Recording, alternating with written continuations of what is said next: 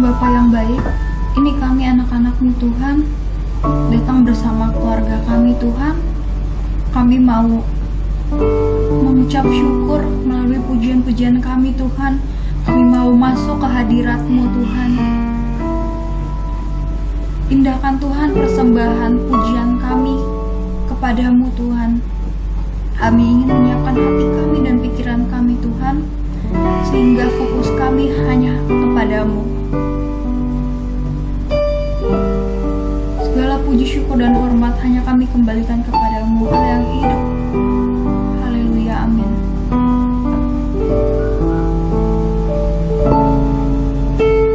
Saat ku masuk ke hadirat-Mu,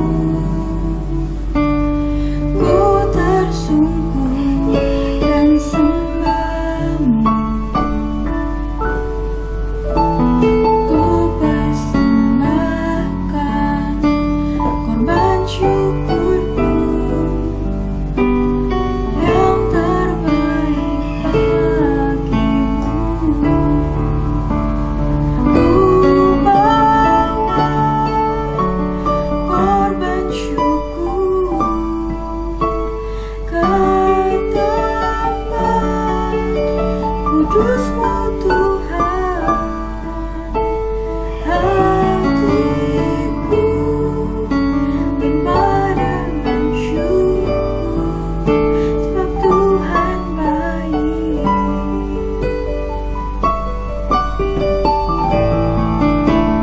Ku bawa korban syukur ke tempat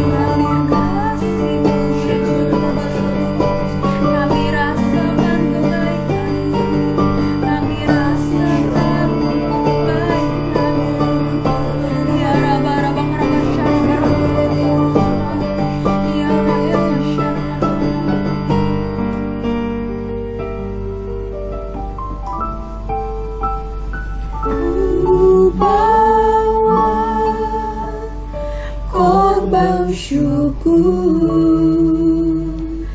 ke tempat kudus-Mu Tuhan.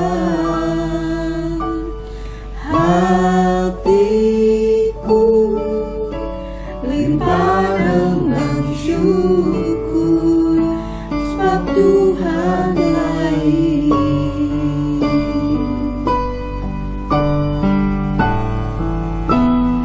Ku bawa korban syukur, Hati kami limpah dengan ke syukur. tempat kudus-Mu Tuhan. Hatiku limpah dengan syukur, sebab Tuhan baik.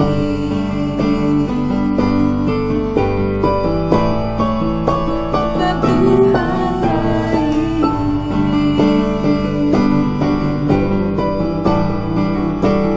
Ku bawa korban syukur ke tempat kudus-Mu Tuhan. Hatiku limpah dengan syukur, sebab Tuhan baik. Selamanya ku bawa korban syukur ke tempat kudus-Mu Tuhan. Hatiku limpah dengan syukur, sebab Tuhan baik. Sebab Tuhan baik.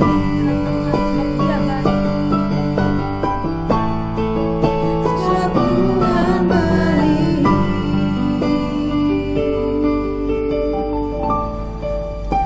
Sebab Tuhan baik.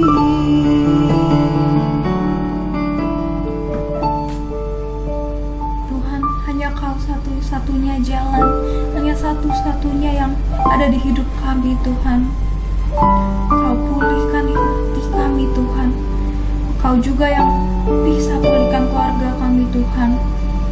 Kami mau mengandalkan-Mu, Tuhan. Kami mau berserah sepenuhnya kepada-Mu, Tuhan.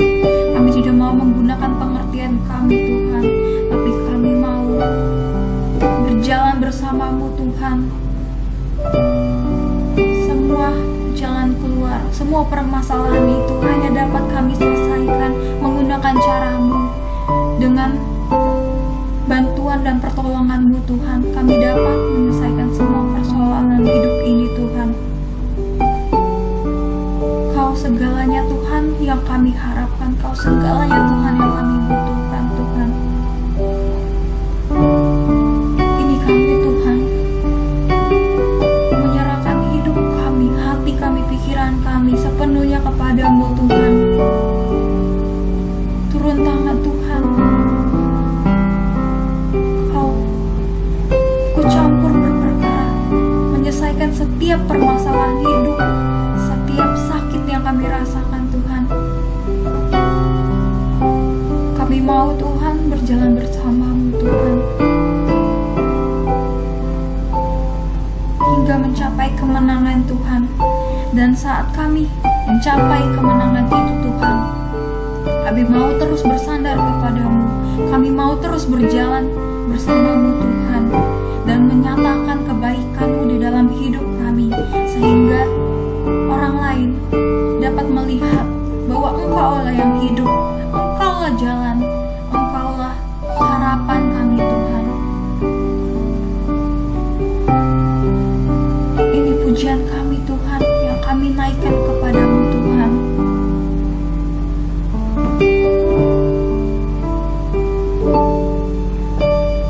Hanya Kau, Tuhan, di hidupku. Kau berikan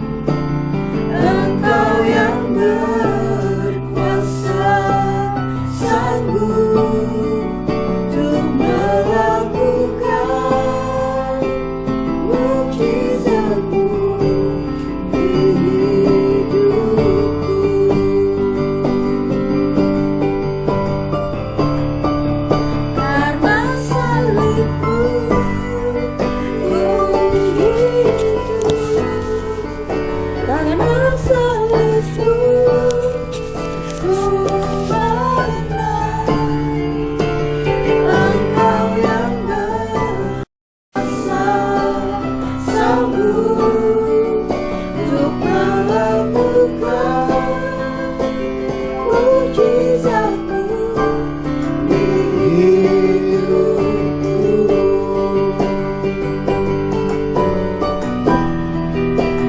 Engkau yang berkuasa, sanggup melakukan mujizatmu di hidupku.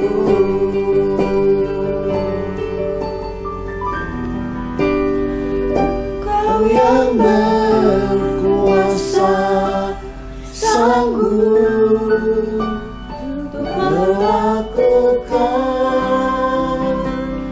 mujizatmu di hidupku. Sebab kematianmu di kayu salib adalah kematian penebusan. Penebusan sisi dunia, penebusan dalam kemenangan, dan kebangkitanmu adalah tanda bahwa selagi hidup di bumi ada pengharapan sorga yang tidak akan sia-sia. Dan bagaimana engkau naik ke sorga dan janji menjemput kami kembali. Hidup kami di bumi seperti di sorga, hidup yang penuh pengharapan dan kemenangan, hidup yang penuh dengan kesembuhan, mukjizat, pemulihan, dan kebahagiaan. Terima kasih Bapa. Semaikan benih firman-Mu bagi setiap kami. Benih firman yang murni, yang tulus, yang memenuhi kami dengan pengharapan, kasih mula-mula, dan kesadaran bahwa hidup kami harus mandiri di dalam Tuhan. Hidup kami harus lewati pintu pertobatan, bukan karena keinginan, bukan karena pengertian kami, tapi ketaatan sepenuhnya dengan segenap hati mengasihi Tuhan, hidup menjadi pelaku firman Tuhan. Berkati kami semua, di dalam nama Tuhan Yesus Kristus kami telah berdoa dan mengucap syukur. Mari semua kita yang cinta Tuhan Yesus sama-sama katakan amin. Shalom Bapak Ibu terkasih di dalam Tuhan. Minggu yang lalu kita sudah belajar tentang solusi dan pilihan dalam menyelesaikan persoalan keluarga. Bagaimana bahwa solusi hati itu penting sekali, karena seringkali persoalan itu mengerucutnya pada titik hati. Selama hati belum dipulihkan, hati belum mengampuni, hati belum mencapai kasih mula-mula, hati belum berbalik dalam terang kasih dan firman Yesus, persoalan itu akan terus mutar-mutar di padang gurun, mutar-mutar dalam keluarga, mutar-mutar dalam rumah tangga. Karena itu solusi hati penting sekali. Dikatakan juga solusi dalam menyelesaikan persoalan keluarga juga merupakan pilihan-pilihan yang harus kita terima, adalah nasihat-nasihat rohani. Makin banyak konselor, Anda sibuk cari konselor, makin kelenger. Ya, itu yang dipesankan di minggu lalu. Karena apa? Karena kuncinya ada di lidah, ada di hati. Carilah yang bobot bibit bebet daripada kehidupan orang yang menyampaikan nasihat itu jadi bukti dan buah. Dan janganlah engkau mencari konseling nasihat hanya untuk menguatkan pilihanmu yang menentang firman, pilihanmu yang melanggar firman. Itu sama aja dengan engkau sedang menepuk air dan berkaca di dalam air yang keruh, dan kemudian air yang penuh gelombang. Tidak akan nampak jelas keadaan dirimu. Karena itu perlu hati yang tenang. Dan dipesankan untuk kita memiliki keyakinan hati yang teguh. Bapak Ibu terkasih di dalam Tuhan, saya ingat pada satu masa menjelang saya akan masuk full time, oleh karena melihat banyak hal di dalam kekristenan ini, kehidupan hamba-hambanya, mungkin disebut oknum-oknumnya, karena banyak sekali para pendahulu ini hidupnya luar biasa dipakai Tuhan, hidupnya luar biasa dalam pelayanan. Kok generasi garis keturunan, mantu, anak, cucu berantakan? Sampai saya dengan istri waktu itu berkata kepada Tuhan, bagaimana mungkin hamba-hambamu melayani untuk menolong umat, sementara garis keturunan mereka, anak mantu cucunya hancur berantakan hidupnya. Bahkan sampai hari ini masih ada contoh-contohnya. Bagaimana mungkin kami sekeluarga memberi diri, sementara anak-anak saya masih kecil saat itu. Ada suatu keadaan, kami tahu ini panggilan Tuhan, dan kami tahu ini harus memberi diri melayani Tuhan. Karena sejak semula, sebelum dipersatukan menjadi suami istri, tujuannya kami sudah tahu untuk melayani dan memuliakan Tuhan. Tapi kami tidak mau sampai terjadi dari apa yang sudah dicontohkan dalam kehidupan rohani yang buruk, anak, cucu, mantu berantakan. Maka saat itu kami meminta tanda dari Tuhan untuk melihat adakah dalam kekristenan di bangsa ini, di Indonesia ini, hamba-hamba yang hidup berkenan. Dan seperti apa juga hamba-hamba tidak berkenan. Saya berjumpa dengan banyak sekali hamba-hamba yang senior, baik oknum-oknum maupun yang memang ternyata ada. Yang ada ini 1 berbanding 1000, saudara. Jadi saya tidak menghakimi, tapi ini pengalaman hidup pribadi. Oleh karena itulah ketika saya memberi diri bersama keluarga untuk full time, karena ketika sudah memilih full time melayani Tuhan sepenuh waktu, berarti tidak ada pilihan untuk berbalik ke sekuler, ke duniawi lagi. Artinya konsistensi pilihan di dalam Tuhan ini, apapun harganya, terjadi proses seperti apapun, seperti apapun yang Tuhan izinkan terjadi, saya harus selesaikan pikulan salib ini. Karena itulah indah sekali dikatakan, karena salibmu. Bukan liontin salibnya, atau anting-anting salibnya, atau kayu salibnya, tetapi karya Yesus mati di atas kayu salib itu. Kita kuat, kita menang, ya. Karena kita percaya bahwa Yesus mati telah menebus hidup kita dari kehidupan yang fana, kehidupan yang sia-sia, di mana kehidupan yang seharusnya kita mati bersama dunia ini, kita ditebus. Kita dibawa keluar, dan ketika kita dibawa secara pribadi mencapai kekudusan imamat rajaninya, kita juga disatukan hidup berpasang-pasangan untuk menemukan jodohnya, suami atau istrinya, untuk juga menikah punya tujuan. Nah, karena itulah ketika kami minta jaminan dari Tuhan, jaminan inilah yang hari ini kita mau pelajari, jaminan kehidupan berkeluarga pada serial ke-15 dari pelajaran berkeluarga ini, untuk kita bisa melihat secara komprehensif. Kita akan juga membuka sisinya secara masif, supaya umat Tuhan yang mungkin hari ini sedang dilema dalam kehidupan berkeluarga, yang mungkin sedang di tapal batas harus mengambil keputusan, 1 berbanding mungkin 100. Yang 1 berkata tidak boleh cerai, 100 berkata ya enggak apa-apa cerai, memang udah waktunya, ngapain kamu bertahan dalam penderitaan. Semua adalah pilihan, dan untuk memilih, alangkah baiknya kitab suci berkata Shelah, berhenti sejenak, renungi, dan mari kita lihat kupasan jaminan kehidupan berkeluarga ini secara mendalam. Mari kita lihat sebagai pembuka apa yang tertulis dalam 2 Korintus 6 ayat 13 sampai yang ke-18. 2 Korintus 6 ayat 13 sampai 18, demikian firman Tuhan. Maka sekarang, supaya timbal balik, aku berkata seperti kepada anak-anakku, bukalah hati kamu selebar-lebarnya. Janganlah kamu merupakan pasangan yang tidak seimbang dengan orang-orang yang tak percaya. Sebab persamaan apakah terdapat antara kebenaran dan kedurhakaan? Atau bagaimana terang dapat bersatu dengan gelap? Persamaan apakah yang terdapat antara Kristus dan Belial? Apakah bagian bersama orang-orang percaya dengan orang-orang tak percaya? Apakah hubungan bait Allah dengan berhala? Karena kita adalah bait dari Allah yang hidup menurut firman Allah ini. Aku akan diam bersama-sama dengan mereka dan hidup di tengah-tengah mereka, dan aku akan menjadi Allah mereka, dan mereka akan menjadi umatku. Sebab itu, keluarlah kamu dari antara mereka, dan pisahkanlah dirimu dari mereka, firman Tuhan, dan janganlah menjama apa yang najis. Maka aku akan menerima kamu, dan aku akan menjadi bapamu, dan kamu akan menjadi anak-anakku, laki-laki dan anak-anakku perempuan. Demikianlah firman Tuhan yang Maha Kuasa. Amin.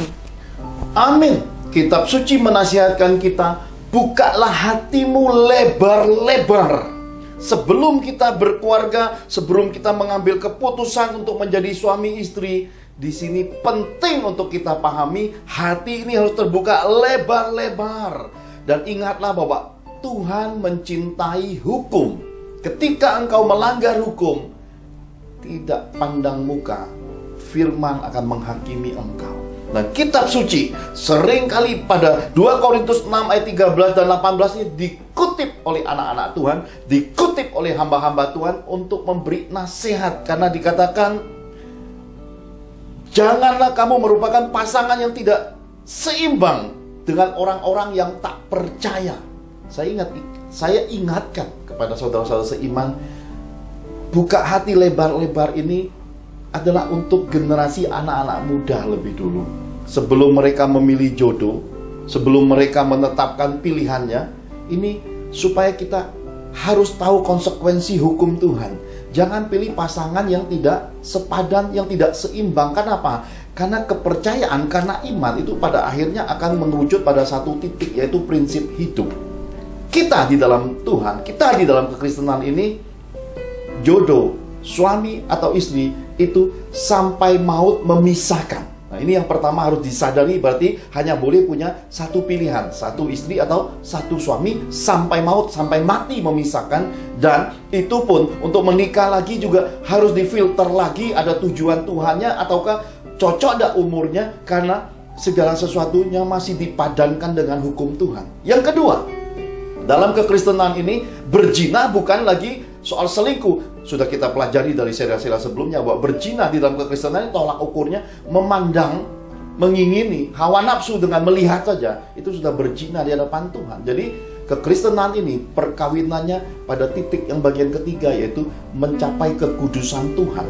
Oleh karena itulah, karena ketatnya dimensi perkawinan dalam kekristenan ini, anak-anak muda dibekali supaya paham ketika menikah dengan beda kepercayaan yang tidak seiman, yang tidak sepadan. Kenapa? Karena kita begitu ketatnya aturan hukum Tuhan, sementara yang lain boleh kawin beberapa istri. Yang lain itu ukuran perjinahannya itu mungkin ya sudah hubungan tubuh. Nah, dengan prinsip yang berbeda, ini diingatkan kitab suci supaya hatimu dibuka lebar-lebar. Karena kalau engkau nerobos area ini, ada konsekuensinya, ada harganya. Jaminan yang pertama yang diajarkan kitab suci, sebagaimana bahwa kita tahu berkeluarga dalam Kristus ada jaminan Tuhan, karena kalau kita memilih untuk berada pada tapal dan garis batas hukum Tuhan, itu jaminannya ada. Tapi ketika engkau langgar, engkau terobos, itu ada harganya. Jaminan yang pertama adalah jaminan cinta, ya. Karena di dalam kekristenan ini cinta itu diajarkan sekali. Cinta yang adalah rumpunnya adalah jodoh dari Tuhan. Cinta dalam kehendak Tuhan. Mari kita lihat lebih dulu jaminan cinta itu seperti apa dituliskan kitab suci. Kidung Agung 8 ayat 6 dan 7. Kidung Agung 8 ayat 6 sampai yang ke-7. Taruhlah aku seperti materai pada hatimu, seperti materai pada lenganmu, karena cinta kuat seperti maut, kegairahan gigi seperti dunia orang mati, nyalanya adalah nyala api, seperti nyala api Tuhan. Air yang banyak tak dapat memadamkan cinta, sungai-sungai tak dapat menghanyutkannya, sekalipun orang memberi segala harta benda rumahnya untuk cinta, namun ia pasti akan dihina. Amin. Amin. Anak-anak muda di dalam Tuhan, bahkan yang sudah berkeluarga, dipesankan jangan main-main dengan cinta, ya. Kitab suci menggambarkan bahwa cinta itu punya gairah. Gairahnya itu gigih seperti dunia orang mati. Dan cinta itu punya api. Apinya itu seperti nyala api Tuhan. Bahkan dia tidak dapat dipadamkan, meskipun sungai-sungai yang besar pun tidak dapat menghanyutkan, karena cinta itu sesuatu yang memang dari Tuhan sendiri. Nah, cinta inilah harus dikelola. Itu seperti api, kecil jadi kawan, besar jadi lawan. Kalau saudara bawa korek api, saudara akan temukan manfaatnya ketika musim dingin, ketika kegelapan malam penuh ancaman binatang buas. Satu korek api kecil tuh dapat menyalakan satu api unggun. Tapi kalau satu api yang besar tuh bisa membakar satu gedung, satu rumah, satu gudang, itu sulit dipadamkan. Itulah gambaran cinta. Kitab suci mengajarkan kita supaya lebih utama, lebih awal, buka hati lebar-lebar untuk memahami cinta. Dan ini pernyataan remah roh. Anak-anak muda yang sejak mudanya memahami ini, mereka bisa menguasai urusan cinta. Mereka sudah menang 7 langkah dari rumpun generasi anak-anak muda. Jadi anak-anak muda yang sudah bisa menguasai urusan cinta di masa mudanya, sudah 7 tingkatan kebahagiaan hidup sudah ada di tangan mereka. Kenapa? Karena mereka tidak pernah dihanyutkan, mereka tidak pernah masuk dunia orang mati, mereka tidak terbakar, mereka dibedakan. Anak-anak muda yang mengerti perkara cinta, ini sebenarnya sudah menggenapi eklesia. Mereka ditebus, dipilih, dipisahkan. Mereka tidak hanyut di dalam urusan cinta-cinta di dunia ini. Ya, cinta apa yang mendasari anak-anak muda kita? Yang pertama adalah cinta monyet. Cinta monyet itu, lihat monyet itu matanya kedip-kedip ya. Makanya anak muda sejak kecil penyakitnya itu mata kedip-kedip cacingan ya. Jadi penyakitnya adalah penyakit cinta monyet. Yang kedua adalah penyakit genteng ya. Lewatin rumahnya lihat gentengnya udah senang ya. Itu yang kedua. Yang ketiga adalah penyakit susah makan, susah tidur. Kenapa? Karena itu bikin susah diri sendiri dari masa kena gelora cinta. Nah, anak-anak muda yang kena seperti ini, orang tua sakit kepala. Kenapa? Tidak bisa diapa-apakan. Karena itulah pembekalan kepada generasi muda di dalam Tuhan harus sejak dini. Dan sejak dini ini adalah tugas hamba-hamba Allah. Tugas semua kita yang mengerti, paham, dan ditugaskan, dikaruniakan, ditalentakan tentang pemahaman kitab suci, harus membekali anak-anak kita, mulai dari keluarga kita, anak-anak kita dulu, ya, baru ngurusi keluarga dan anak-anak orang lain. Pak Johan gak mungkin bisa mengajarkan urusan cinta, urusan keluarga kalau tidak pernah memiliki buah dan bukti dan contoh anak-anaknya sendiri. Karena itulah banyak sekali anak-anak Tuhan di berbagai kota berkata, wih ya, wedih Pak Johan, bagaimana seorang Pak Johan bisa didik anak-anaknya bertahan sampai sarjana hukum, sarjana sosial, dan bagaimana mereka kok gak pernah pacaran. Sampai di podcast di sebuah radio terkenal di kota Surabaya, sampai presenternya berkata, wah ini ciamik, ini keren, ini yang dicari ya, bukan hanya sebatas kata-kata atau apa yang dikhotbahkan seorang Dr. Johan LDS, anak-anaknya bukti dan buah ya. Saya bermegah mendengar secara langsung bagaimana anak-anak saya menjawab pertanyaan-pertanyaan yang begitu tajam. Rehwel berkata, takaran segala sesuatu adalah harus jodoh dari Tuhan. Ketika ditembak, saya baru tahu anak saya ditembak, karena saya nggak pernah lihat anak saya mati. Anak saya gembira terus, ternyata dia pernah ditembak supaya dia bisa menepisnya dengan bukan tendangan tanpa bayangan, tetapi dengan sukacita dan pemahaman dan dasar dan kekuatan dari Tuhan. Dia berkata kalau nggak waktunya dan bukan dari Tuhan, nggak usah, karena buang waktu dan tidak akan mencapai destiny dan dreams kehidupan yang dikejar. Dan Rafael berkata, kalau memang sampai Tuhan sudah memilih menetapkan jadi seorang hamba, dia ingin berkarir dan dia ingin memiliki kemapanan hidup, baru masuk dunia pelayanan. Supaya apa? Supaya melayani itu tidak kejar popularitas dan memperkaya diri. Karena dia berkata, pelayanan itu untuk menolong banyak orang yang kesusahan. Saya bermegah dari anak pertama saya, karena menjadi contoh bagi dua adiknya. Dan kemudian Richie yang dikejar banyak kaum wanita. Richie berkata, aku nggak tertarik semua itu. Karena Papa, Mama, aku punya dream ke nation. Dan Richie sudah lewati satu tangga pertama, lolos ya, dengan IELTS 8,5. Katanya tes IELTS itu tertinggi 9 dan Richie nembus 8,5. Dan sampai tempat tes bahasa Inggris menawarkan Richie untuk kerja. Bahkan banyak sekali pemilik perusahaan berkata, ayo gabung sama kami. Richie berkata dengan halus menolak mereka, terima kasih buat kepercayaan dan kesempatan yang diberikan, tapi saya masih mau ngejar dream saya ke nation, ke UK. Mereka berkata, tidak apa-apa, setengah waktu, separuh waktu, yang penting kamu sempat aja. Kualitas anak kedua, kualitas putri pertama kami itu memang teruji, terbukti. Nah, sementara yang bungsu ya, ini yang kemarin ditelepon lewat telepon dari Amerika, didoakan oleh emaknya, neneknya. Dikatakan, si nyok, awas ya, jaga diri kamu si ganteng. Mesti kamu dikejar banyak wedok-wedok, anak-anak gadis. Ya, kenapa? Hidung mancung putih ya, dengan perawakan tinggi besar, berewokan, berjenggotan ya, dengan suara ngebas bas ya. Ini ya, memang inilah bagian akhir zaman yang dikejar oleh anak-anak gadis. Saya selalu ingatkan dia, nak, papa tidak pernah larang kamu mau pacaran, kamu mau kawin sama siapapun, tapi ingatlah Apa yang ada pada papa ini ada Tuhannya, dan bagaimana papa disatukan dengan mama melahirkan kamu dengan tujuan Tuhan. Dan sebelum kamu dilahirkan, papa sudah lihat kamu di alam roh, ada hal besar dari Tuhan di hidupmu. Dan jangan sampai hal besar itu engkau gagalkan dengan, ya saya suka istilahkan, ketemu anak gadis cecurut ya, karena apa, kecil-kecil, imut-imut yang kamu anggap seperti hobi mainan, yang kamu main-main di balik api dan cinta ini akan menghancurkan hidupmu. Saya suka ingatkan dia, dan ingat rekam jejak hidup antara kamu dengan beda jenis, jaga jarak ya. Meskipun kamu bimbing adik-adik rohani, nanti juga harus ada jarak. Kenapa? Karena di sisimu sudah ada seorang anak gadis pilihan Tuhan yang pasti luar biasa. Saya bisa tangkap itu. Kenapa? Karena sejak masa dalam kandungan saya sudah dengar rencana Tuhan. Ini luar biasa. Dan saya bersyukur juga di sisi saya ada Ibu Angeliu Johan, saudara. Kenapa? Dia mengawasi anak-anak dengan bijaksana. Dia tidak pernah melakukan pertentangan atau meributkan. Dia dengan gaya style Koreanya, saudara. Kenapa? Karena dia selalu ingin anak-anaknya punya kemandirian, kedewasaan, dan bisa melihat segala sesuatu lebih luas, dan segala sesuatu disandarkan dalam doa. Ini menarik sekali. Kenapa?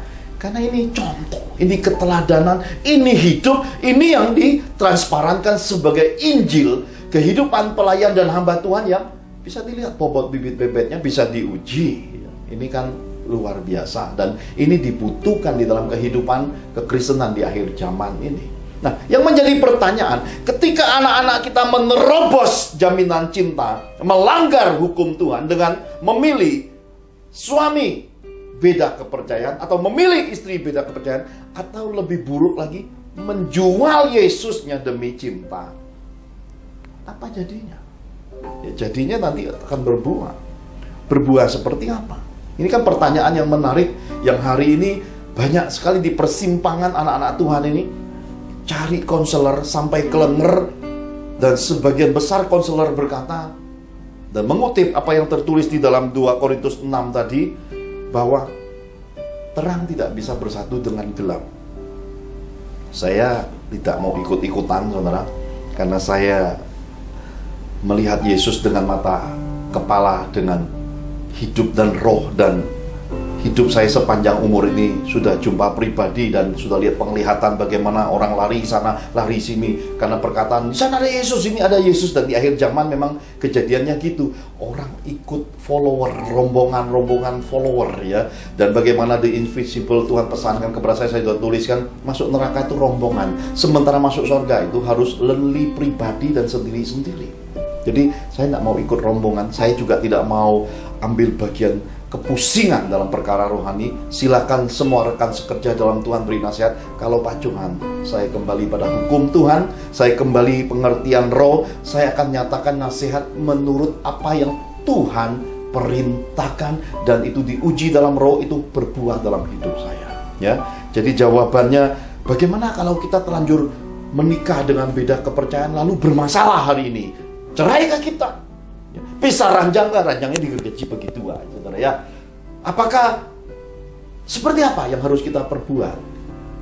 Pak Pendeta, ajarkan kami, let me know, mana pilihanku, apa yang harus aku perbuat.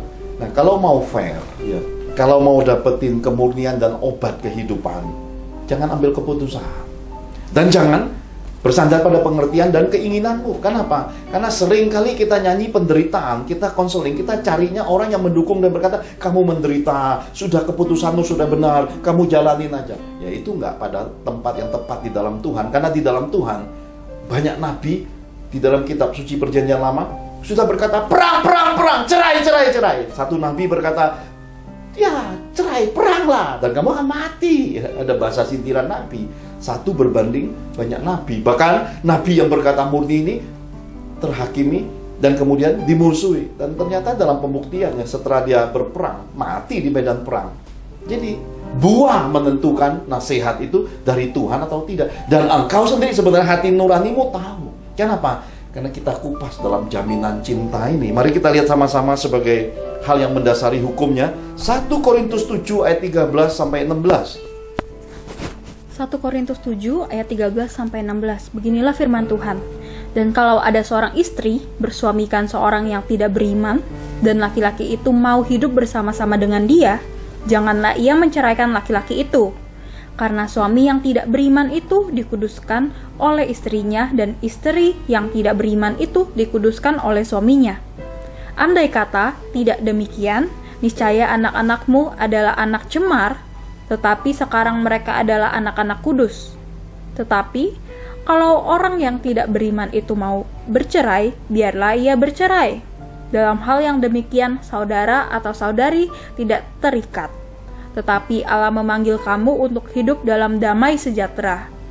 Sebab, bagaimanakah engkau mengetahui, hai istri, apakah engkau tidak akan menyelamatkan suamimu? Atau bagaimanakah engkau mengetahui, hai suami, apakah engkau tidak akan menyelamatkan istrimu? Amin. Amin. Bapak Ibu terkasih di dalam Tuhan, jaminan cinta hanya tersedia ketika engkau memilih mentaati hukum Tuhan. Menikah dengan jodoh, memahami jodoh, dan mencapai jodoh dari Tuhan. Itu ada jaminannya. Kenapa? Karena hanya orang-orang yang taat hukum yang akan menerima bagian-bagian jaminan dari Tuhan. Tapi ketika engkau langgar, itu pun masih ada setengah jaminan dari cinta itu. Kitab suci berkata, kamu tidak boleh cerai. Kenapa? Karena engkau ketika memilih untuk menikah, engkau dalam dimensi orang benar. Entah suamimu atau istrimu yang beda kepercayaan itu juga dibenarkan dan dikuduskan oleh karena hidupmu. Jadi, kalau sampai terjadi perceraian tidak boleh dari pihak orang yang sudah mengenal Tuhan. Dan lalu engkau beralasan, tapi kan suamiku kan selingkuh, Pak Pendeta. Suamiku kan KDRT, Pak Pendeta. Kitab suci tidak tawar-menawar, Bapak Ibu. Karena ini bukan pasar pagi atau pasar Jumat atau pasar malam bisa main potongan, main diskon atau jual beli mobil bekas. Kalau nggak cocok tuker tambah, nggak bisa. Ini firman, ini hukum, dan hukum Tuhan tidak pandang muka. Konsekuensi inilah yang sebenarnya harus dibekali pada generasi muda, anak-anak kita. Tapi bagi orang-orang sudah terlanjur dan hari ini dilema dalam kehidupan berkeluarga, firman ini tetap berlaku. Baik engkau dibekali atau engkau tidak tahu dulu, engkau harus tahu mulai sekarang, dan itu belum terlambat. Bahwa kitab suci mengurung kita pada suatu kesempatan, bahwa ada kesempatan dipulihkan Tuhan, dan engkau harus memandang kepada Tuhan karena salibmu kau akan menang. Karena salib Yesus akan memberi engkau menang.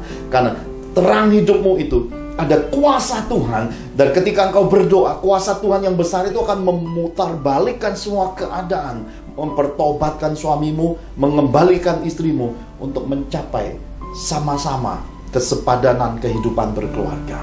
Karena itulah kenapa Pak Johan bersikap, kalau engkau di pihak orang yang mengenal Tuhan dalam kekristenan, sudah bertobat, sudah dibaptis, engkau tidak boleh cerai. Tetapi ketika keluarga tidak memiliki Yesus sama sekali, saya tidak ikut campur bagian itu, karena itu bagian duniawi. Dan itu ada kasih karunia tersendiri ketika keluarga-keluarga tidak di dalam Kristus mengalami suatu keadaan hidup dilema dan sampai bercerai. Saya tidak ikutan bagian ini, karena bagian saya mengurusi orang-orang Kristen, mengurusi orang-orang yang dibekali dasar hukum Tuhan dalam berkeluarga. Seperti Yesus diutus ke Israel. Tapi kalau ada yang nyerempet-nyerempet, itu hal-hal khusus saja, saudara. Pak Johan hanya mengurusi apa yang diperintahkan Tuhan. Dan engkau adalah orang yang memang di dalamnya ada kekristenan, ada tanda pertobatan, ada tanda baptisan di dalam hidupmu. Maka kau harus dengarkan firman Tuhan ini. Jangan engkau meremehkan Tuhanmu. Oleh karena penderitaanmu, oleh karena Goliat, oleh karena raksasa masalah keluarga, engkau memilih mengecilkan imanmu, mengecilkan kuasa Tuhan. Engkau berkata, 1000 pendeta sudah membenarkan aku bercerai. Itu kesesatan hidup, saudara. Ingatlah, ketika nanti engkau diperhadapkan ke matian dan masuk perut bumi, tidak ada seorang pendeta pun akan ada di sisimu. Firman yang hanya bisa mendampingi. Dan ketika firman engkau hancurkan, engkau koyak, engkau robek, dan engkau langgar, siapa yang mendukung engkau untuk keluar dari perut bumi, dari arwah-arwah kehidupan itu? Tidak ada. Karena itu pegang firman. Pegang firman. Karena firman yang mendampingi kita untuk lolos dan lulus dalam penghakiman Kristus. Di tata penghakiman Yesus itu hanya orang-orang yang didampingi firman, yang mengenakan jubah roh, bisa lolos dan bisa berkemenangan masuk surga Yesus. Ingatlah, salah satu ujian yang terbesar adalah ujian berkeluarga, dan harus lulus dalam ujian ini. Saya mengingkari sejak awal, sebagaimana dikaruniakan kepada saya kehidupan berkeluarga, saya turunkan kepada anak-anak saya. Dan hari ini anak-anak saya punya sedikit kelegaan. Belum kelegaan sepenuhnya karena belum mencapai kehidupan berkeluarga. Mereka masih rajin nonton film drakor, drama Korea yang sebenarnya 1, 2, 5 seri membosankan, tapi seri 6, 7 berikutnya ketagihan. Kenapa? Di film drama-drama Korea banyak sekali pelajaran-pelajaran kehidupan secara manusiawi, membuka wawasan. Karena itulah Bapak Ibu terkasih di dalam Tuhan, sebenarnya bukan drama Korea kuncinya, hati yang sabar adalah kuncinya. Menonton, melihat, bahkan melihat khotbah-khotbah, mendengar isi khotbah-khotbah juga. Banyak anak-anak Tuhan nggak sabar, maka nggak sampai pada pemahaman firman sesungguhnya. Kenapa? Karena yang dikejar itu adalah apa yang dunia tawarkan. Isi dunia ini isinya TikTok. Dunia ini isinya adalah semuanya perebutan popularitas, dan pada akhirnya mengerucut pada ujung-ujungnya duit. Kenapa? Keuntungan bagi diri sendiri, keuntungan bagi pengabarnya, keuntungan bagi yang punya medsosnya. Isinya semua hal-hal yang sebenarnya terbalut dalam selimut ketidakmurnian. Anak-anak Tuhan harus memahami, Tuhan dalam kekristenan ini menetapkan bahwa yang banyak tidak menjamin yang benar, tetapi yang melakukan firman Tuhan, yang berpegang pada hukum Tuhan, itu yang benar. Itu sudah menjadi suatu parameter dalam kehidupan berkeluarga, dalam kehidupan beriman kita. Karena itu Bapak Ibu terkasih di dalam Tuhan, ini jawaban kitab suci. Dan ini pegangan kehidupan Dr. Johan LDS. Ini diajarkan dari generasi ke generasi, sejak Dr. Johan sampai ke anak cucu cicit saya, akan kami terapkan. Lalu Dr. Johan, bagaimana dengan kesimpang siuran keributan dunia medsos, dunia rohani tentang persepuluhan, tentang nama Tuhan? Coba perhatikan baik-baik. Ini nasihat aja Bapak Ibu, ini pandangan saya aja.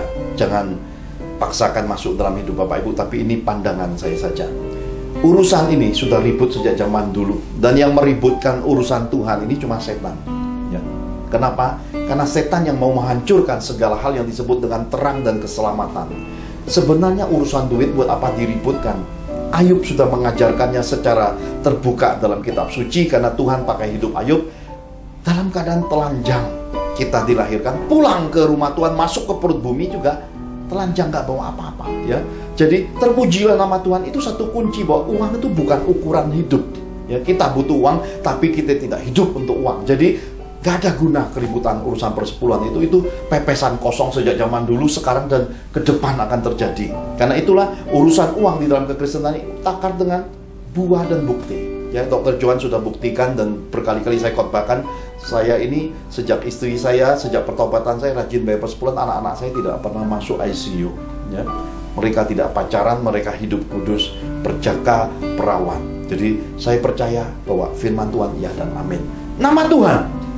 Sejak saya dilahirkan, suara audible itu memanggil saya dengan dimensi mimpi. Dia memanggil saya dan menyebut kata haleluya, terpujilah Tuhan. Saya tidak ributkan soal nama Tuhan. Kenapa? Karena dia kenal saya mengenal dia. Itu parameternya, ya. Mau disebut apapun, kalau dia nggak kenal, percuma. Meskipun dia nggak kenal, baru angkat tangan. Dan lambaian dan pandangan mata itu dengan pengenalan. Nggak usah dipanggil nama juga, dia akan datang. Satu kali saya sedang makan siang dengan salah satu wanita ningrat di kota Jakarta bersama istri saya Bu Angel. Salah satu pembesar waktu itu masih menjabat Gubernur DKI Jakarta. Dia ada ternyata booking ruangan khusus bertemu dengan media massa dan beberapa nampaknya akan rapat dengan para pejabat. Dia lewat, ya. Dan ketika dia lewat, saya tidak kenal dia. Saya berdiri, kemudian saya mengangkat tangan dan saya berkata, "Cik angin!" Ya. Ini bahasanya bahasa roh tingkat tinggi. Cik angin!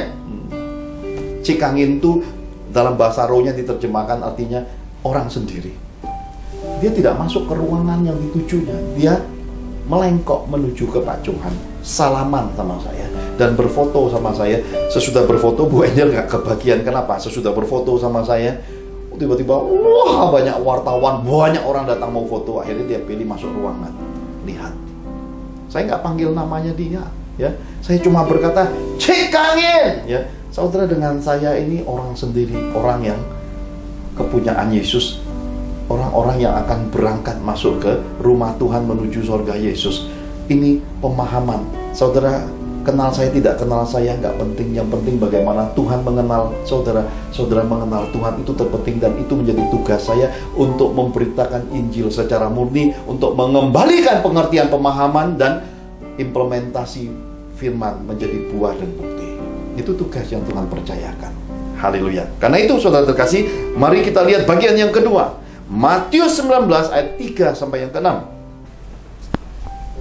Injil Matius 19 ayat 3 sampai 6, demikian Tuhan berfirman. Maka datanglah orang-orang Farisi kepadanya untuk mencobai dia. Mereka bertanya, apakah diperbolehkan orang menceraikan istrinya dengan alasan apa saja? Jawab Yesus, tidakkah kamu baca bahwa Ia yang menciptakan manusia sejak semula menjadikan mereka laki-laki dan perempuan? Dan firman-Nya, sebab itu laki-laki akan meninggalkan ayah dan ibunya dan bersatu dengan istrinya, sehingga keduanya itu menjadi satu daging. Demikianlah mereka bukan lagi dua, melainkan satu. Karena itu, apa yang telah dipersatukan Allah tidak boleh diceraikan manusia. Amin. Amin. Saudara terkasih, materai berkeluarga adalah firman. Jaminan Tuhan di atas segala jaminan. Jadi ketika kita berkeluarga di dalam Tuhan, itu ada asuransinya, saudara ya. Yang mungkin banyak orang berkata, hidup ini kesehatannya diasuransikan. Kenapa? Jaga-jaga supaya sakit, gak keluar uang banyak. Pak Johan gak punya asuransi kesehatan. Saya punya asuransi melebihi asuransi kesehatan, yaitu Yesus Kristus, Jehovah Rafa, Tuhan penyembuh. Sampai umur saya setengah abad ini, saya belum punya asuransi kesehatan. Jadi Tuhan pelihara. Anak-anak saya tidak punya asuransi kesehatan, bahkan tidak punya asuransi jiwa. Kami punya asuransi melebihi kesehatan dan jiwa. Kenapa? Asuransi Yesus Kristus itu melebihi semua asuransi. Kenapa? Dia sumber kesehatan, dia sumber segala keselamatan jiwa. Nah, berkeluarga, kalau asuransinya itu Yesus, ya sudah, selesai. Kenapa? Karena sudah terjamin, semuanya ada. Oh, masalahnya kami ingin berkeluarga, punya rumah.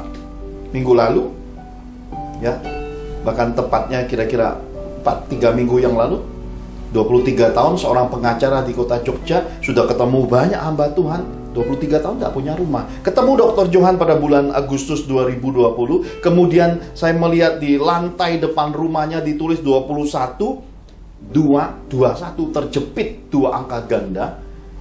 Hanya 6 bulan hitungannya dia punya rumah. Dengan Tuhan memberi berkat melalui kasus 15 tahun tidak selesai, kemudian sekejap Tuhan selesaikan, dapat royalti 20%, dia beli rumah itu. Dan tidak berapa lama dia dapat lagi tanah kosong yang dia minta saya doakan lewat telepon, saudara. Lihat, Tuhan Yesus itu dahsyat. Nama Yesus itu berkuasa. Dan Pak Johan tidak mau mengubah nama Yesus Kristus. Kenapa? Hidup saya berbuah dengan nama Yesus Kristus. Saya nggak mau jual dengan ganti nama siapapun. Kenapa? Saya mengenal Tuhan dan dikenal Tuhan dengan nama Yesus Kristus. Jadi saya pakai nama itu, setan-setan takluk. Dan ini juga ada cerita yang lebih menarik lagi di bulan Juli lalu.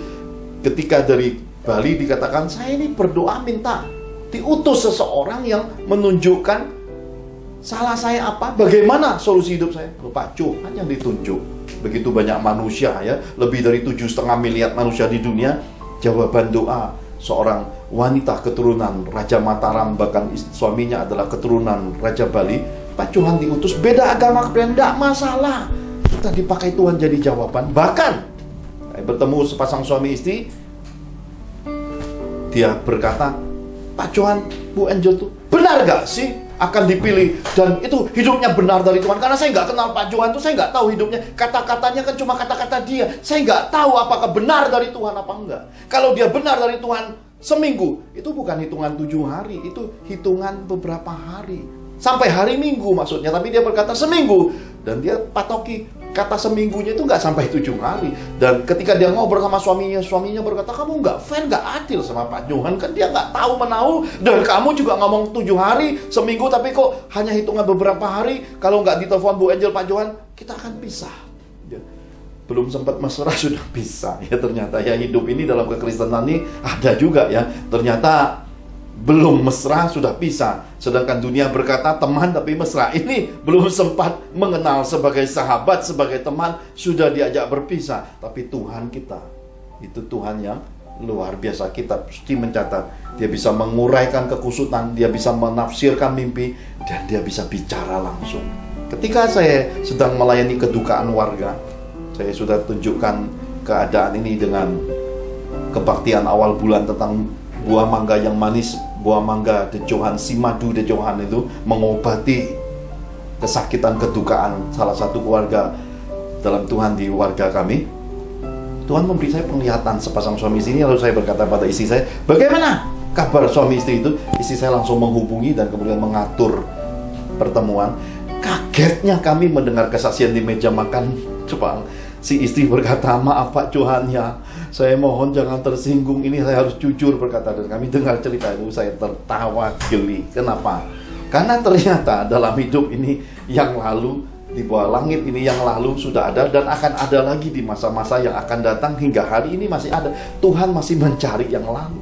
Kenapa? Saya ingat perkara yang terjadi di kota Semarang ketika ada petobat baru di kota Semarang semasa saya masih muda. Dulu saya bersekolah di The School of Acts ya. Di weekend saya diajak turun dari Ungaran ke kota Semarang. Ada petobat baru, istrinya yang sudah steril hamil dan sudah waktunya, bahkan sudah lewat waktunya mau melahirkan, tidak mau keluar bayinya. Saya ini dapat jatah dari Tuhan, dipelihara sejak mudanya, mau diajak makan siang, dikatakan, yuk sebelum kita makan kita doakan supaya ibu itu beroleh pertolongan Tuhan. Dan saudara-saudara seiman saya yang sudah angkat kakak cicik koko waktu itu tahu bagaimana Tuhan pakai hidup saya. Meskipun saya nggak pegang uang, semua hal yang saya perlu Tuhan sediakan. Jadi mereka ajak saya mau makan siang, tapi mampir ke rumah sakit dulu. Dan ketika mampir di rumah sakit, kami bersender di tembok sambil ngobrol, karena di dalam ruangan persalinan tuh tidak keluar-keluar itu bayi. Kemudian tiba-tiba didorong keluar dan itu berhentinya di depan saya. Lalu si saudara-saudara seiman yang satu sekolah sama saya waktu itu di seminari berkata, doakan, Put, doa Put. Saya tumpangkan tangan, lalu saya berkata, apa yang membuat engkau tidak mau keluar? Sekarang sudah tersedia semuanya. Dalam nama Yesus, keluar dari rahim mamamu. Dalam nama Yesus saya ibu melahirkan ya. Didorong pergi ya. Dan ada seorang cici ya, yang ini didikan Amerika sekali. Dia tuh ngomong dalam hati, Tuhan, aku tuh mau tahu itu ya, Pak Johan itu kenapa dipakai Tuhan luar biasa? Kenapa Tuhan? Apa yang membedakan dia dengan banyak-banyak anak-anak Tuhan dengan kami semua ini? Suara yang lembut tuh berkata, karena dia selalu taat kepadaku. Lalu si cici yang Amerika minded ini, dia berkata, aku juga mau Tuhan, pakai aku. Dan ketika saya menoleh, dia memandang saya. Seiring suara itu selesai, lalu saya tunjuk, saya berkata, Ci, kamu yang bayar biaya persalinan ini. Dia nggak ucap 2 kali, dia nggak jawab, dia pergi ke ATM saat itu, dia bayar semua biaya rumah sakit. Jadi ini keajaiban Tuhan. Hidup saya ini dipenuhi tanda-tanda ajaib Tuhan sejak saya masih kecil sampai saya sudah setengah abad ini ya. Richie, dia berkata, Papa, Ma, pengumuman, doakan. Belum apapun selalu minta didoakan, sampai nunggu hasil doakan. Saya cuma senang melihat bagaimana dia bergantung pada Tuhan. Rehel juga, Rehel tuh ditawar pekerjaan dari salah satu perusahaan negara, dikirimi email secara khusus. Dia berkata, aku tidak mau ambil, meskipun diingini boleh banyak orang di bangsa ini, aku tetap konsisten memilih apa yang Tuhan taruh dalam hidupku. Ini juga sebenarnya menjadi satu parameter buat anak-anak muda kita. Jangan memilih apa yang tidak dipilih Tuhan ya. Banyak pilihan di dunia ini, jangan pernah memilih, karena bukan pilihan. Biar Tuhan memilih, ambil yang Tuhan pilih. Itu yang sempurna dari Tuhan. Terutama si bungsu, saudara ya. Semua orang bergelayutan di dia. Kenapa? Karena dia memberi teman-temannya kacang, ya, ikan bandeng. Dia memberi yang terbaik. Teman-temannya cuma mengembalikan popcorn. Dia tetap orang yang tidak pernah berhitungan. Karena hatinya sejak dilahirkan adalah hati yang memberi kebahagiaan di hidupnya. Dan dia punya seorang papa yang sudah mensupport engkongnya. Itu main air, tidak terbatas. Kalau saya bisa menyayangi seorang papa, tentu saya lebih lagi akan turun memberi porsi yang lebih besar bagi anak-anak saya. Kenapa? Akan melahirkan generasi berikutnya yang menjadi tanggung jawab hidup saya. Maka anak-anak saya berbahagia, orang tua saya berbahagia. Kenapa? Karena saya mencapai keseimbangan, terjepit di salib Yesus. Di atasnya ada, di bawahnya ada. Atasnya papa, di bawahnya putra-putra saya. Dan saya juga terjepit di kiri kanan.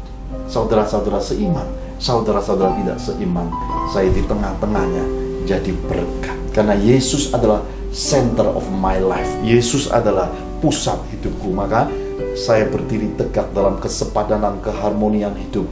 Dan saya bisa mengajarkan semua ini dengan bukti dan buah. Dan barang siapa yang percaya dan menyimpan dalam hati, pasti apa yang disaksikan Pak Johan ini akan berbuah juga dalam hidupnya.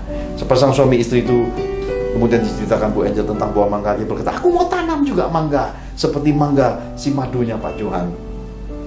Saya cuma berkata, mangga kami ukurannya tidak besar, secukupnya ukurannya, tapi bijinya tipis dan kecil. Apakah bisa tumbuh? Saya tidak tahu. Saya berkata, coba saja. Karena hidup ini adalah bagaimana kemandirian di dalam Tuhan. Pak Johan tidak membatasi umat Tuhan untuk memilih. Kalau kau berkata, 3 tahun ikut Pak Johan, mendengarkan pengajaran Pak Johan, lalu karena keinginan hatimu kau baru 2 bulan ketemu orang dan membenarkan pilihanmu, sementara Pak Johan tidak membenarkannya karena firman, engkau bebas memilih. Karena Pak Johan bukan pilihan, hanya Yesus pilihan. Tapi Pak Johan berdiri teguh jadi contoh, bukti dan buah. Karena hidup saya ini, antara engkau dengan Pak Johan, antara saya dengan umat Tuhan, tidak pernah ada dusta. Karena isinya adalah firman dan Injil Yesus yang murni. Haleluya. Yang terakhir, yang ketiga, Maliaki 2 ayat 15 sampai 16. Maleakhi 2 ayat 15 sampai 16. Beginilah firman Tuhan. Bukankah Allah yang esa menjadikan mereka daging dan roh? Dan apakah yang dikehendaki kesatuan itu? Keturunan ilahi. Jadi jagalah dirimu, dan janganlah orang tidak setia terhadap istri dari masa mudanya. Sebab aku membenci perceraian, firman Tuhan Allah Israel. Juga orang yang menutupi pakaiannya dengan kekerasan, firman Tuhan semesta alam. Maka jagalah dirimu dan janganlah berkhianat. Amin. Amin. Bagian ketiga, kenapakah di dalam kekristenan ini, dalam Kristus, dalam Yesus, ada jaminan dalam berkeluarga? Karena ketika kita berkeluarga, kita sudah masuk semua parameter Tuhan. Memilih jodoh menurut hukum Tuhan, tahu tanda-tanda jodoh dan terkonfirmasi, membawa damai bagi keluarga, calon mertua. Kita punya tujuan ilahi. Ketika orang tahu tujuan ilahi dalam kehidupan berkeluarga, keluarganya pasti berjalan dalam penyertaan Tuhan. Dan setiap keluarga yang berjalan dalam penyertaan Tuhan, keluarga ini dibedakan di muka bumi.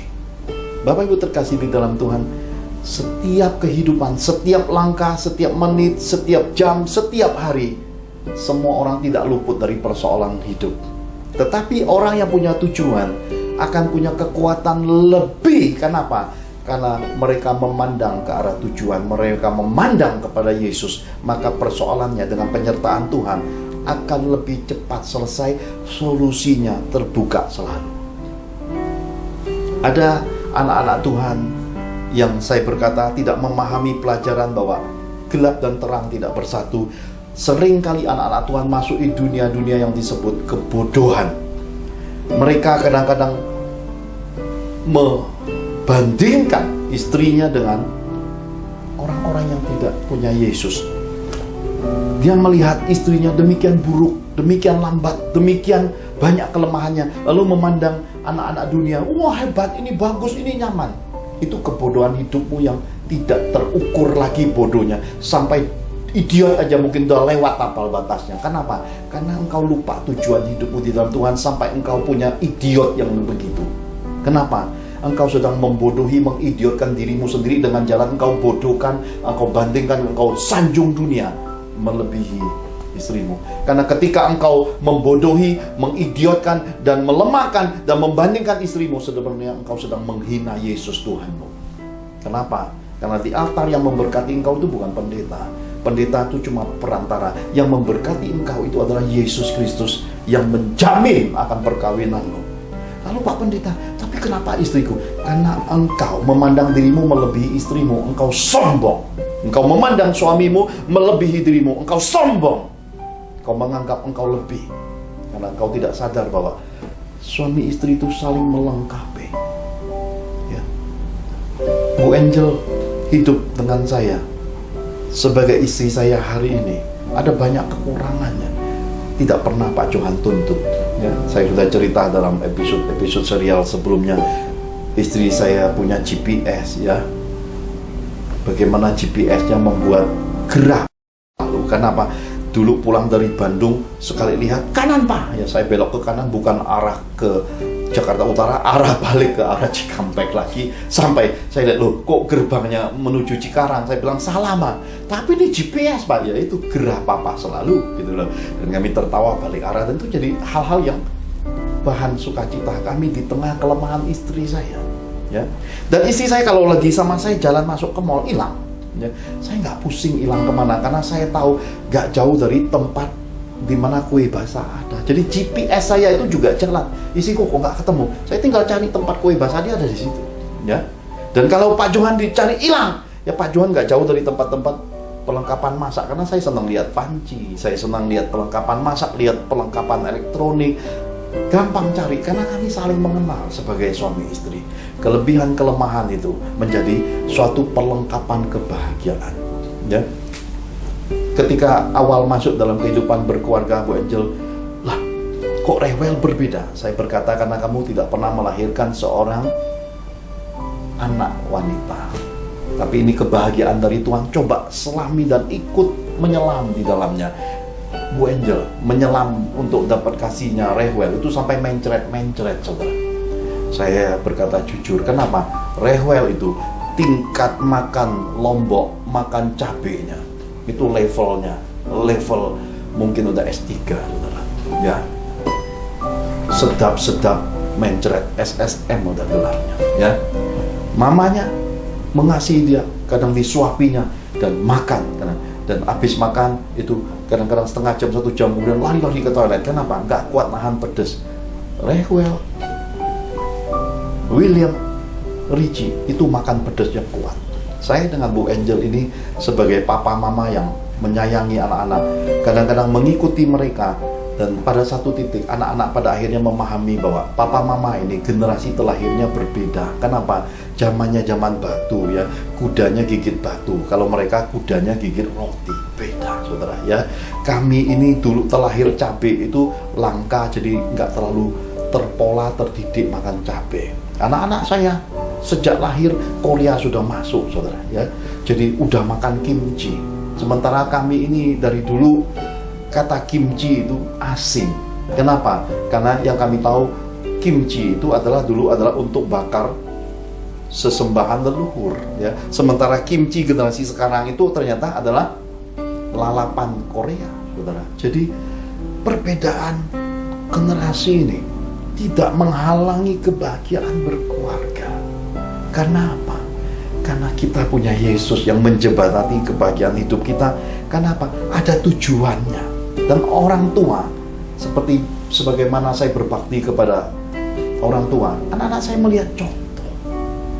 Dan contoh itu mereka tiru. Karena itulah buah jatuh tidak jauh dari pohonnya. Karena itulah kebiasaan yang terjadi pada orang tua. Tanpa sadar seringkali yang baik itu turun. Yang nggak baik itulah yang kita coba tahan dan hilangkan dari hidup kita, saudara. Karena itulah ketika Pak Johan, Bu Angel punya kemurahan hidup, anak-anak saya juga punya kemurahan yang sama, sering memberkati banyak orang. Rewel sayang anak-anak kecil, William sayang banyak sekali teman, sahabat dan anak-anak Tuhan. Richie sayang banyak orang. Kami tidak halangi. Karena itu dalam kehidupan pelayanan ini, seringkali rekening-rekening pelayanan itu isinya nol, ya, tidak masalah, ya. Karena Yesus kemana-mana juga isinya nol, tapi setiap butuh Tuhan curahkan. Yang penting penyertaan dan pemeliharaan Tuhan dalam hidup. Ada banyak orang kerja banting tulang setengah mati. Pak Johan hanya duduk tersembunyi, berlutut, bersujud di hadapan Bapa tersembunyi. Saya tidak mengalami banting tulang, ya. Saya mengalami bagaimana bersujud berturut, hidup rendah, hidup dalam kerendahan hati, dan Tuhan yang mengatur anak-anak saya jadi berkat. Dan hidup saya sudah setengah abad. Setiap kali jalan kami berlima, orang berkata, wah kayak kakak adik. Ya, puji Tuhan. Kenapa? Karena tujuan hidup, tujuan Tuhan itulah membuat kami saling melengkapi dengan sukacita. Kalau kami pergi 22 hari seperti perjalanan Juni-Juli, dari jalan sampai pulang isinya tertawa. Ada sesekali Pak Johan juga tegur anak-anak. Kenapa? Karena namanya masih anak-anak, egoisnya masih tinggi. Seringkali kadang-kadang jalan-jalan hidupnya itu, wah, itulah anak-anak. Dan saya dengan istri saya, Bu Angel Johan, memaklumi. Kami belajar untuk seperti sahabat, seperti mentor, seperti orang-orang yang dibutuhkan bagi anak-anak kami hadir. Dan saya tahu tinggal sisa waktu sebentar lagi akan banyak air mata di pelaminan anak-anak, melihat anak-anak berkeluarga. Dan sama Bu Angel akan ada waktu-waktu nggak di rumah ngurusin dan nunggu lahirnya cucu. Saya sudah melihat hari-hari itu di depan dengan penglihatan dari Tuhan. Tetapi saya berkata, sampai akhir saya diberi Tuhan 3 jam di ICU. Pada waktu puasa makan bakso pedas masuk ICU, tahu penderitaan orang sakit. Saya berdoa minta jaminan Tuhan dengan tujuan ilahi menyelesaikan pekerjaan. Saya ingin selesai di altar Tuhan, tidak sakit, tidak membuat keluarga menderita. Bu Angel langsung berkata, aku juga Pak, satu paket, ingin semua pulang surga sama-sama. Anak-anak berkata, jangan, papa mama tidak boleh pulang sebelum melihat cucu-cucunya, bahkan mungkin cicit-cicitnya. Saya berkata, biar kehendak Tuhan yang jadi. Karena semuanya adalah dreams. Karena semua kehidupan ini dimulainya dari dreams. Dreams itulah pengharapan. Dan pengharapan itulah yang mengitarinya seperti telur adalah jaminan. Dan inilah cangkang hidup kita, inilah atmosfernya. Inilah hadirat yang mengitari hidup kita adalah Yesus Kristus. Maka benih-benih ilahi itu bisa muncul seiring waktu, dierami dalam kehangatan kasih, berkeluarga, melahirkan generasi keturunan yang melahirkan orang-orang perkasa di muka bumi, orang-orang yang jadi saksi, orang-orang yang jadi teladan, orang-orang yang membawa Injil Yesus secara terbuka jadi berkat di muka bumi ini. Haleluya. Bapak Ibu terkasih di dalam Tuhan, mari berhenti dari segala kebutuhan. Jangan bandingkan lagi suami, jangan bandingkan lagi istri, jangan buat mereka tersakiti lagi. Sayangi mereka seperti kau menyayangi dirimu sendiri. Bertobat dari semua tingkah laku yang bodoh dan lari untuk mengejar yang dari dunia. Diam-diam main WA, SMS menyendiri, berhenti. Om kok tahu? Pak Johan tahu apa yang kamu perbuat. Sebagai anak rohani, kamu jangan berpikir Pak Johan tidak tahu. Pak Johan tahu. Tapi Pak Johan memberi kesempatan untuk kesadaran muncul dalam diri kamu. Karena orang yang sadar dari dalam dirinya akan lebih kuat meninggalkan dosa daripada dipaksa. Ya. Contohnya, dulu Adrianus perokok. Ya. Pastor William sering lihat ketika Adrianus merokok. Kami tidak larang. Kenapa? Karena Tuhan belum menyatakan firman. Tapi ketika gereja Bandung berdiri, baptisan itu menyelesaikan materai bukti gereja Tuhan. Dan ketika air itu masih terbuka, saya suruh Adrianus turun, saya tahirkan. Sejak hari itu ketika pegang rokok, muntah-muntah, sampai hari ini tidak menjamah rokok. Saya berdoa, apa yang dibekali ke anak-anak rohani ini membuat mereka sadar. Kalau Pak Johan memilih kesadaran datang pada Tuhan, dibimbing langsung oleh firman, oleh roh, dibimbing langsung oleh Tuhan Yesus. Saya berharap mereka yang berbahagia melewati sisi Pak Johan untuk dibimbing ini. Jangan sia-siakan hidup. Pak Johan tidak akan melakukan apa yang dilakukan oleh dunia. Pak Johan adalah orang yang ditaruh di sisimu, yang akan menemani, mendampinginya di dalam doa, dalam roh, dalam dimensi kasat mata selalu ada bagimu. Tinggal engkau menyadari semua kesalahan, semua dosa, penyimpangan, kesesatan itu berbalik lagi kepada Tuhan Yesus. Dan Pak Tuhan selalu membentangkan tangan seperti Tuhan membentangkan tangan untuk selalu setia mendampingi, membimbing, menolong, menuntun, dan membawa engkau masuk pada jalan-jalan kebahagiaan, kelimpahan, dan hal-hal yang dijanjikan oleh Tuhan Yesus. Haleluya. Mari kita akhiri ibadah ini. Pastor William saya akan tutup dalam doa, dan kita menerima berkat-berkat Bapa Surgawi. Mari kita angkat kedua tangan kita. Bapak Ibu terkasih dalam Tuhan, kita baru saja dicerahkan firman Tuhan serial pelajaran keluarga part 15 tentang jaminan berkeluarga dalam Tuhan. Tuhan pesankan bahwa jaminan cinta mendasari keputusan hidup berkeluarga.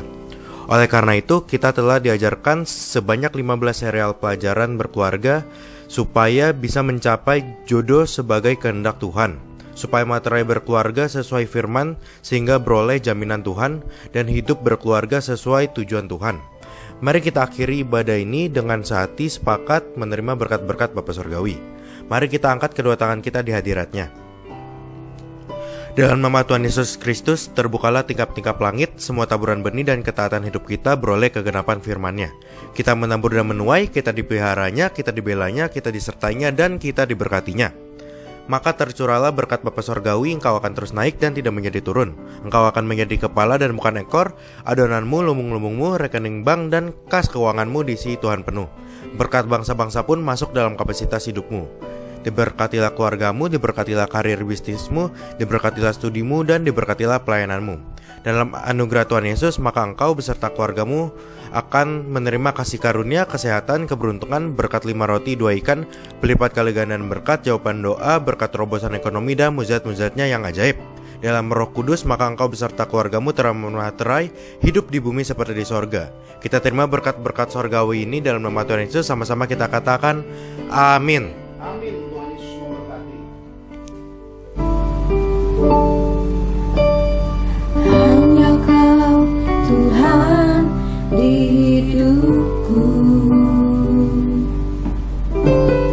Kau berikan hidup yang baru.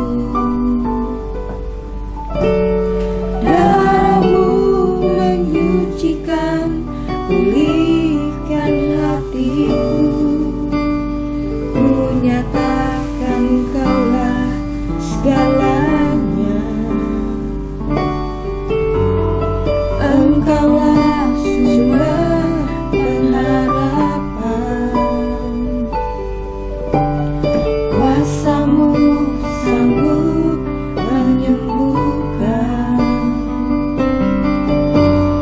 Jiwaku pun berserah hanya kepadamu.